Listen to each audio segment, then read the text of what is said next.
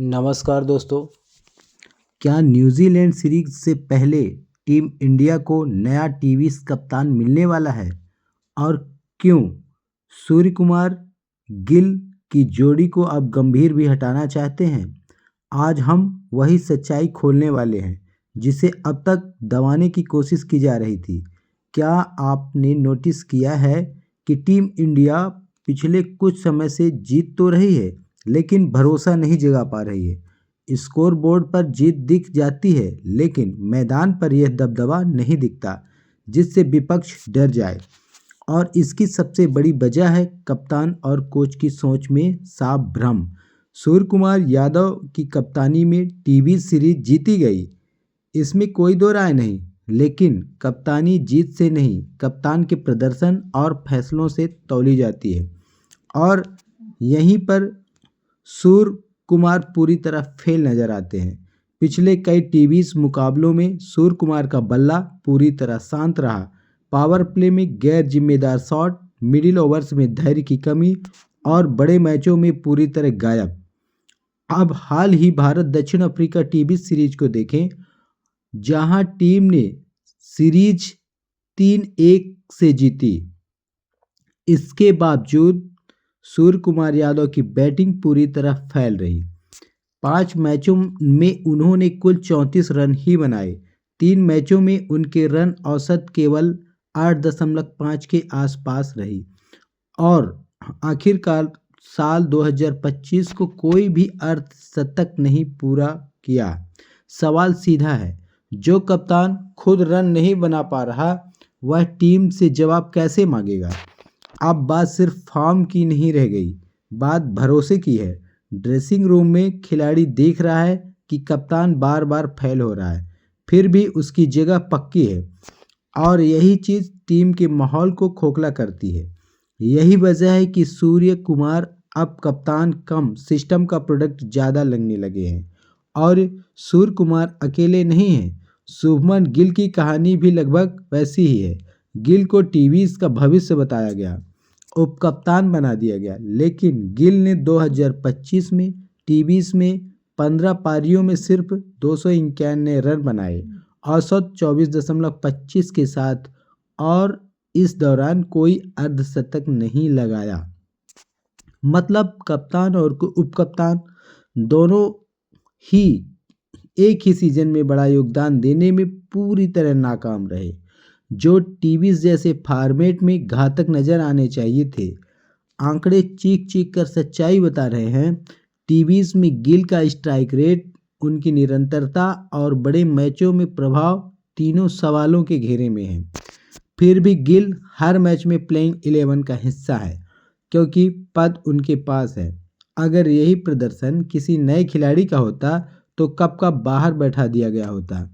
यहीं से कहानी गौतम गंभीर तक पहुंचती है। गंभीर, जिनसे उम्मीद थी कि वह पसंद नापसंद से ऊपर उठकर फैसले लेंगे, लेकिन हुआ इसका उल्टा।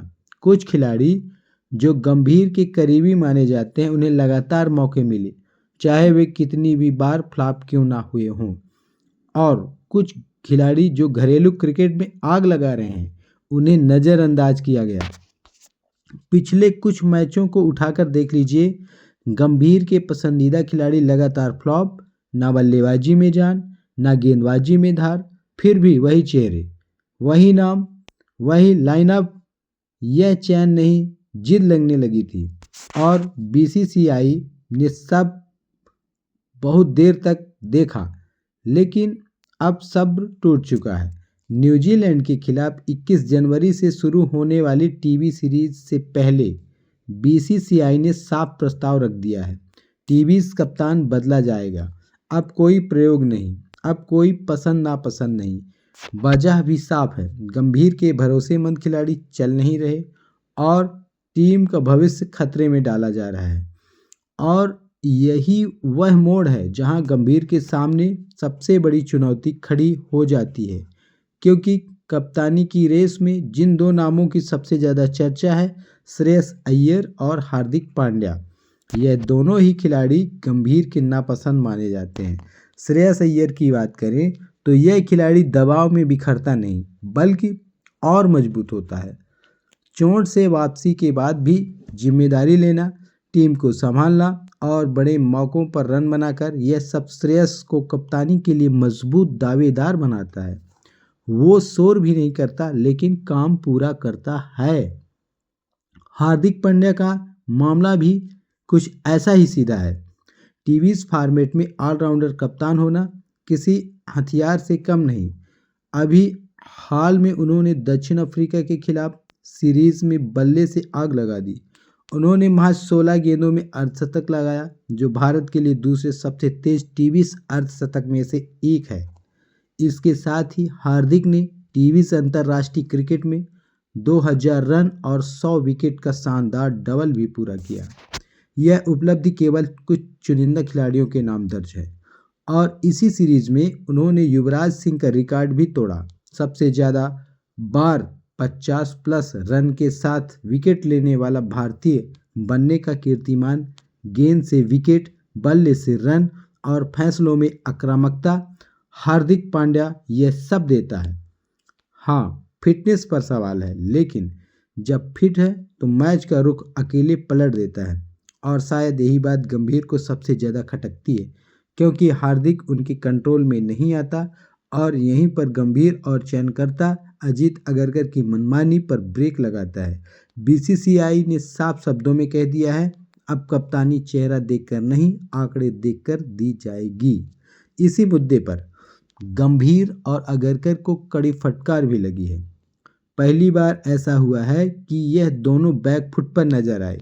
वनडे टीम की बात करें तो रिपोर्ट साफ इशारा कर रही है कि न्यूजीलैंड के खिलाफ वनडे सीरीज में कप्तानी केएल राहुल को सौंपी जाएगी।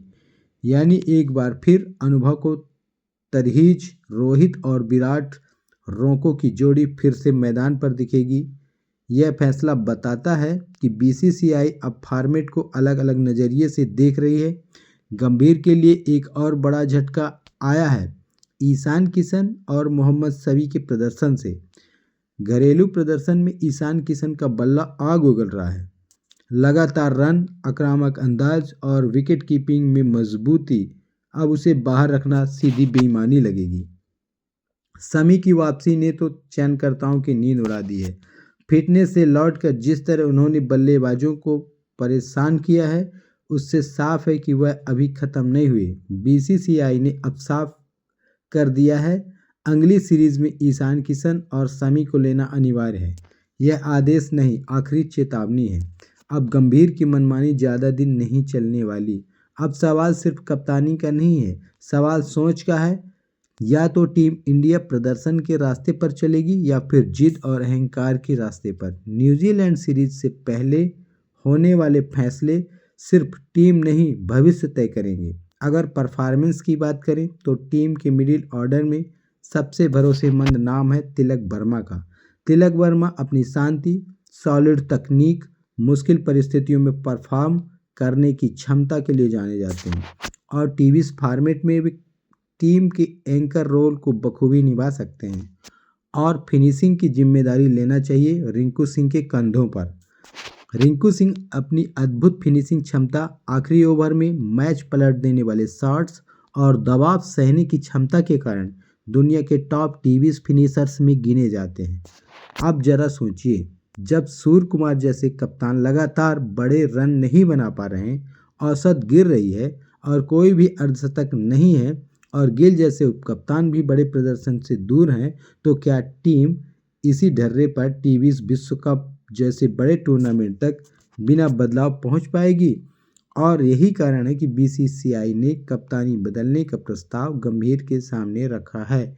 बोर्ड चाहता है कि नेतृत्व ऐसे खिलाड़ी को मिले जो सिर्फ नाम पर नहीं बल्कि नंबरों और हाल के प्रदर्शन के हिसाब से नेतृत्व दे सके, ताकि टीवी विश्व कप जैसे बड़े टूर्नामेंट में भारत की जीत की उम्मीद मजबूत बनी रहे।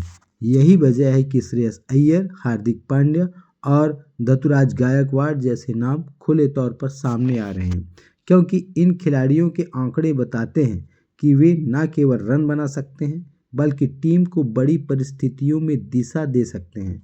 और जैसे जैसे फैसला नज़दीक आता है, बीसीसीआई का रुख साफ लगता है। अब सिर्फ चेहरा और पसंद नापसंद नहीं, प्रदर्शन बोलेगा। दोस्तों, वीडियो पसंद आया तो लाइक और चैनल को सब्सक्राइब करें, क्योंकि आपका सब्सक्राइब ही हमारी ऊर्जा है। जय हिंद, जय भारत।